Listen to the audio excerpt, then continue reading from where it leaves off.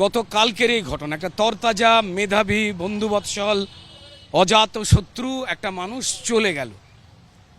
তিনি প্রযোজনা সংস্থা হোক বা চ্যানেল হোক না কেন, বা সেই শুটিংয়ে যারা ম্যানেজার রয়েছেন বা যারা দায়িত্বে রয়েছেন, যেই তারা এবং যারা সহকর্মী সহ অভিনেতা বা টেকনিশিয়ান ভাই, তারা নিশ্চয়ই কেউ আমাদের ভাই রাহুলের মতো নিশ্চয়ই হতে চান না। তো তাই সেই ক্ষেত্রে যা সত্যিটা লুকিয়ে রয়েছে সেটাকে কিন্তু অবশ্যই বার করতে হবে, এই কারণে যাতে আমাদের কোনো টেকনিশিয়ান ভাই বা কোনো আর্টিস্ট তারা যেন আর কেউ রাহুলের মতো পরিণতিতে না যান। নিরাপত্তা যদি না থাকে তাহলে দায় এড়াতে পারেন না প্রোডাকশন হাউস, দায় এড়াতে পারেন না চ্যানেল। এবং আরও বড় কথার জায়গা হচ্ছে, যেটা আরও বেশি ইম্পর্টেন্ট, নাকি শাসক দলের সঙ্গে কার ঘনিষ্ঠতা আছে সেটাকে দিয়ে পুলিশ প্রশাসন সবটাকে দিয়ে ধামাচাপা দিয়ে হবে সত্যিটা। অভিনেতা রাহুল বন্দ্যোপাধ্যায় আর নেই, এই কথা মেনে নিতে পারছেন না কেউই। শোকের ছায়া গোটা টলিপাড়ায়। এমন একজন অ্যাক্টর, ছোট্টবেলা থেকে ওই হাসি, অমলিন হাসি মুখটা দেখেছি ওর, সেই হাসি অটুট রয়েছিল। এমন একজন স্পষ্টবাদী সাহসী অভিনেতা, এমন একজন পড়ুয়া ইন্টেলেকচুয়াল অ্যাক্টর যে কিনা পপুলারও, সে চলে গেল অকালে। দিকে বোধ হয় কিংবদন্তি অভিনেত্রী কেয়া চক্রবর্তীকে আমরা এরকম ভাবে হারিয়েছিলাম জলে ডুবেই অভিনেতা রাহুল বন্দ্যোপাধ্যায়ের মৃত্যু হয়েছে। ময়নাতদন্তের প্রাথমিক রিপোর্টে তা উল্লেখ রয়েছে বলে হাসপাতাল সূত্রে খবর। দীর্ঘ সময় জলের তলায় ছিলেন রাহুল বন্দ্যোপাধ্যায়। রাহুলের ফুসফুস ফুলে প্রায় দ্বিগুণ আকার নিয়েছে। ফুসফুসের ভেতরে প্রচুর বালি ও নোনা জল আছে, উল্লেখ রয়েছে ময়নাতদন্তের প্রাথমিক রিপোর্টে। হাসপাতাল সূত্রে এই খবর। প্রায় 1 ঘন্টা জলে ডুবে থাকলেই এমনটা হয়। ময়নাতদন্তের প্রাথমিক রিপোর্ট দেখে এমনটাই মত বিশেষজ্ঞদের।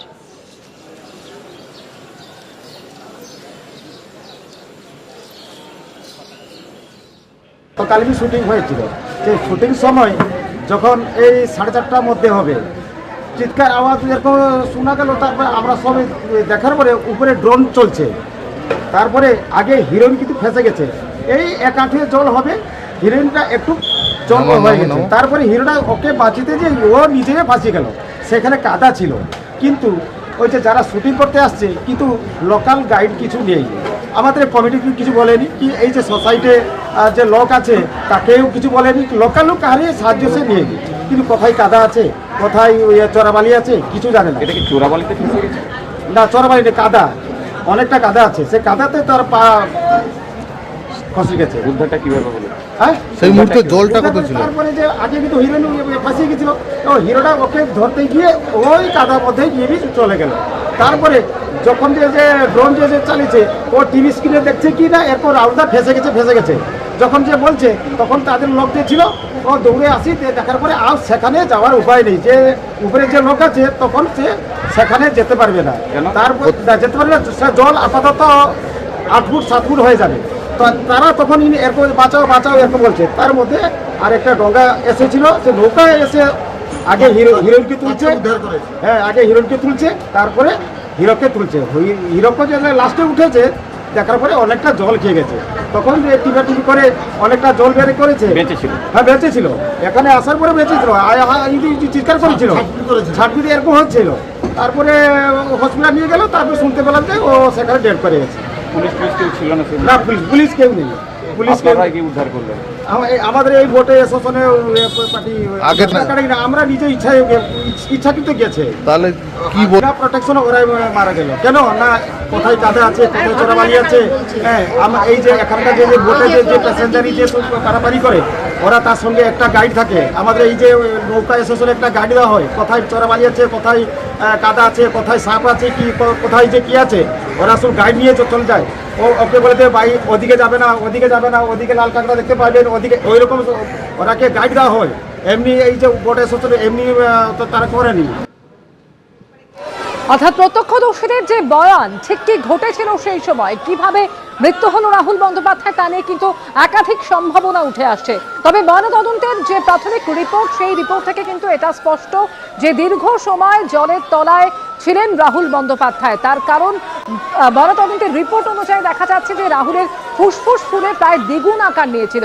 আর সেখান থেকে এক্সপার্টরা মনে করছেন যে প্রায় 1 ঘন্টা ধরে জলে ডুবে থাকলেই এমনটা হয়।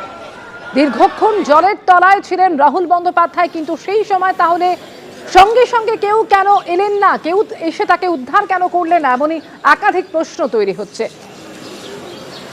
পোস্টমর্টেম রিপোর্ট থেকে আর ঠিক কি জানা যাচ্ছে? সন্দীপ সরকার এই মুহূর্তে টেলিফোনে রয়েছেন আমাদের সঙ্গে। সন্দীপ, দেখো, ময়নাতদন্তকারী চিকিৎসকদের অনুমান দীর্ঘ একটা লম্বা সময় জলের মধ্যে সম্পূর্ণ ডুবে থাকা এবং সেই ডুবে থাকাকালীন বাঁচার চেষ্টা করতে গিয়ে একদিকে যেরকম নিঃশ্বাসের সঙ্গে সঙ্গে নাক দিয়ে জল এবং বালি ঢোকে, তার পাশাপাশি তার মুখ দিয়েও কিন্তু সে জল এবং সেই বালি মিশ্রিত জল সেটা শরীরে প্রবেশ করেছিল। যে বালি মিশ্রিত জল তার পাকস্থলীতে গিয়ে জমে এবং ধীরে ধীরে ফুসফুস এর মধ্যে সেই জল এবং বালি জমতে জমতে একটা সময় আসে যখন তার আর ফুসফুসের সক্ষমতা থাকে না এবং শ্বাসরোধ হয়ে তার মৃত্যু ঘটে। কিন্তু সেই জমে থাকা জল এবং বালি তার ফুসফুসের আকার কিন্তু দ্বিগুণেরও বেশি করে তুলেছিল। ফলে তার দেহ যে অবস্থায় পাওয়া গিয়েছে তারপরে তাকে যখন হাসপাতালে নিয়ে আসা হয় তখন চিকিৎসকেরা তাকে মৃত বলে ঘোষণা করেন এবং তারপরে আর তাকে কোনোভাবেই তাকে সেই অবস্থায় কোনো চিকিৎসা সহযোগিতা করা যায়নি। মৃত্যুর কারণ দীর্ঘ সময় জলে ডুবে থাকা এবং তার বালি এবং যে জল, নোনা জল, সেই জল শরীরে প্রবেশ করা, এটাই চিকিৎসকেরা মনে করছেন এবং সেটা একটা লম্বা সময় সম্পূর্ণভাবে জলে ডুবে থাকার কারণে এই ঘটনা ঘটেছে তাদের অনুমান। ধন্যবাদ সন্দীপ তোমাকে। অর্থাৎ দীর্ঘ সময় জলে ডুবে থাকার কারণেই এমনটা ঘটেছে, এমনটাই জানা যাচ্ছে পোস্টমর্টেম রিপোর্ট সূত্রে। ফরেনসিক বিশেষজ্ঞ অজয় গুপ্ত কি বলছেন শুনুন।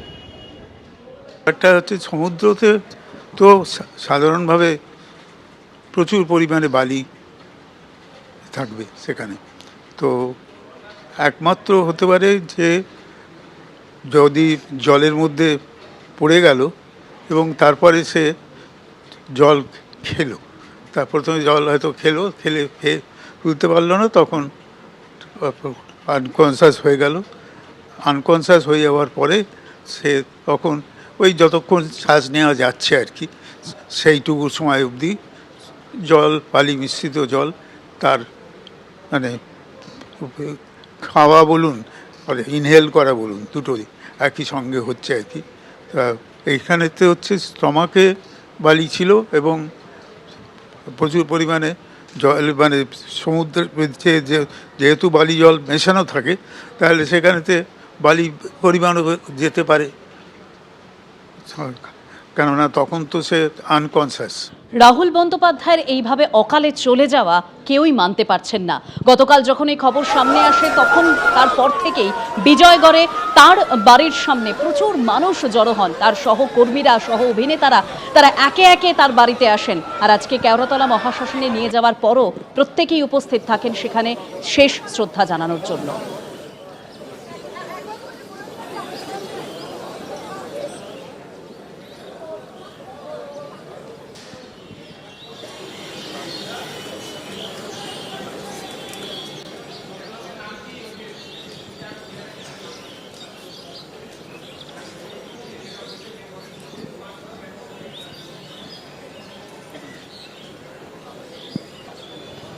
গতকালকের এই ঘটনা, একটা তরতাজা, মেধাবী, বন্ধুবৎসল, অজাত শত্রু একটা মানুষ চলে গেল।